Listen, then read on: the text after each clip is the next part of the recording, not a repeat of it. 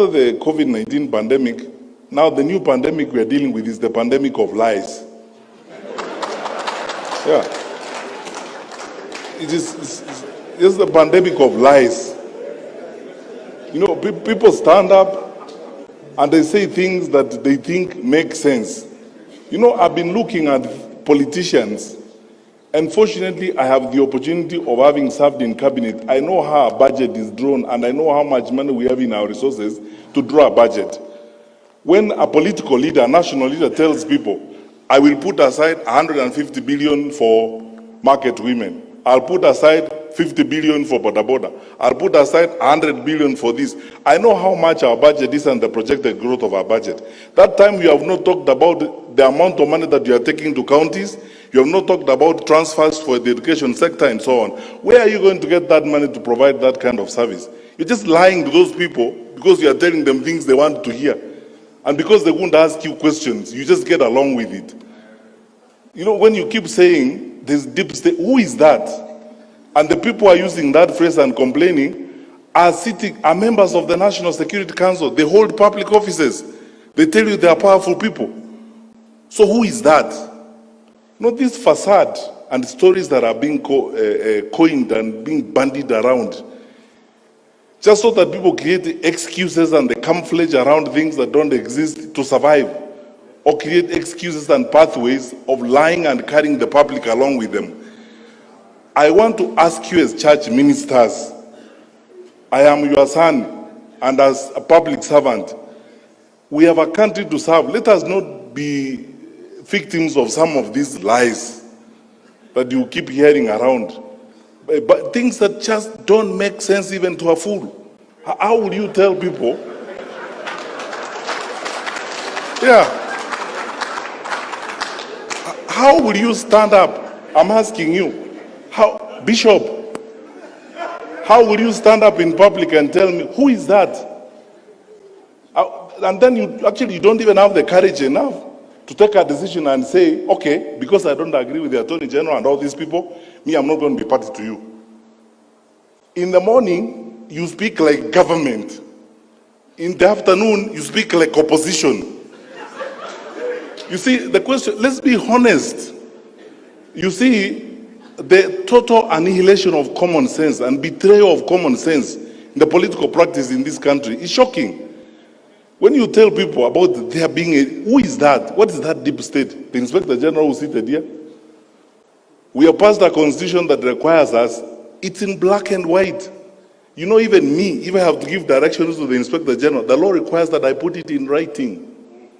And since I became Minister for Interior, I told the nation the other day, I've written 2 such letters, one to Boynet and one to him, to provide policy guidance. And even before I send it, I asked the Attorney General, does it pass muster? The Attorney General says, under the law, you can't do this. So, stop here, let us proceed.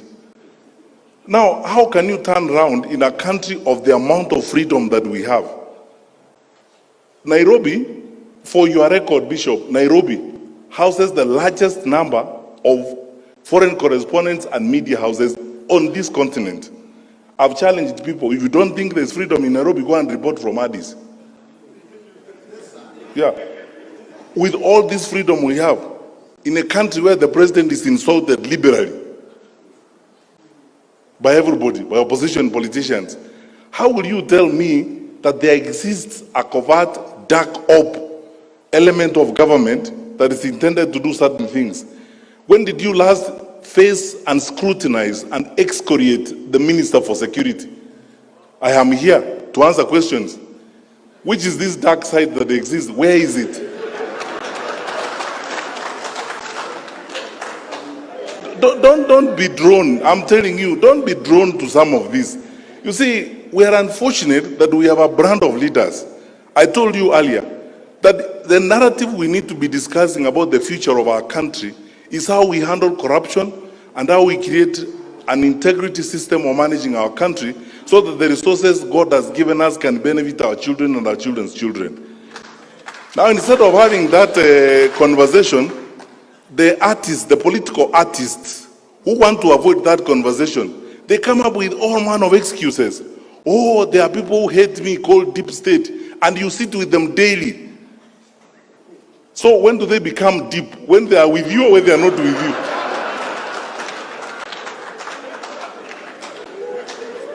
So look, forget about this. We run an open, transparent, accountable government. Our president, my boss, is probably one of the most liberal and open-minded heads of state on this continent. We are a responsive government. I am not aware. Tell me what you want to know about this government and where you want to go, I take you there. Do you want to go and sit in MC3 in Mutembei's office and watch the patrol thing? And so on. When you ask questions, we will answer. But you see, to create campaign jargon, you know, this story of you must look for a way of creating some level of sympathy so that people can sympathize with you, that you are an underdog. So you create some phantom, some fictitious devils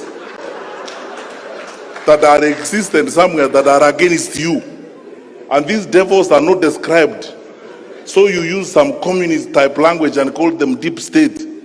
And say, you know, these people, they may be having the state, but we have God. God is for all of us. You can't have God yourself. So, Bishop, forget about this thing, my brother. Let's just go forward and build our country. That doesn't exist. Secondly, and that's why I say thank you for asking me this question, because I never get this opportunity to respond to these things.